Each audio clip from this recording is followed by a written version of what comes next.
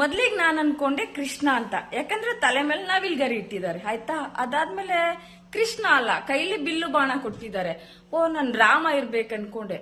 ನನ್ ರಾಮ ಈ ತರ ಇಲ್ಲ. ರಾಮನ ವೇಷಭೂಷಣ ತೋರಿಸ್ಲಾ, ಯಾಕಂದ್ರೆ ನಾನು ಸಂಪೂರ್ಣ ರಾಮಾಯಣ ಓದಿದೀನಿ, ವಾಲ್ಮೀಕಿ ರಾಮಾಯಣ ಓದಿಲ್ಲ. ಇದು ನನ್ನ ರಾಮನ ವೇಷಭೂಷಣ ಈ ತರ ಇರುತ್ತೆ ಆಯ್ತಾ.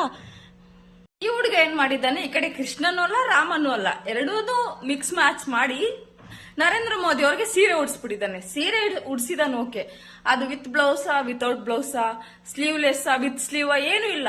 ಅವ್ರ ಏನಕ್ಕೆ ಫೇಮಸ್ ಆಗಿರೋದು ಹೇಳಿ, ನರೇಂದ್ರ ಮೋದಿ ಅವರು ಅದೆಷ್ಟೋ ಇಂಚ್ ಎದೆ ಇದೆ ಅಂತ. ಅದನ್ನ ನೀವು ತಲೆಯಲ್ಲಿ ಇಟ್ಕೊಂಡು ಯಾವ ತರ ಡ್ರೆಸ್ ಅಪ್ ಮಾಡ್ಬೇಕು ಮೋದಿ ಅವ್ರಿಗೆ. ಸೀರೆ ಉಡ್ಸಿದಾನೆ ಹುಡುಗ. ಯಾಕೆ ಹೇಳಿ ಇದೆಲ್ಲ ಆಗೋದು?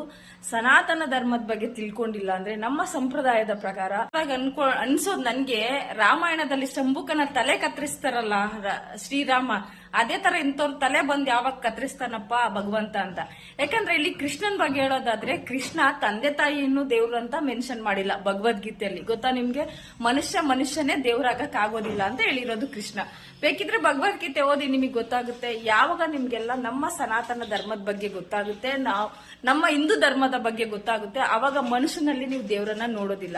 ನಾನು ಒಬ್ರನ್ನಷ್ಟೇ ದೇವರನ್ನ ನೋಡ್ತೀನಿ, ನಮ್ಮ ತುಮಕೂರಿನ ಶಿವಕುಮಾರ್ ಸ್ವಾಮೀಜಿ, ನಡೆದಾಡುವ ದೇವರು, ಅವ್ರನ್ನ ದೇವರಂತ ಒಪ್ಕೊಂತೀನಿ. ಯಾವ ಮನುಷ್ಯನು ನನ್ನ ದೇವರಂತ ಒಪ್ಕೊಳ್ಳೋದಿಲ್ಲ.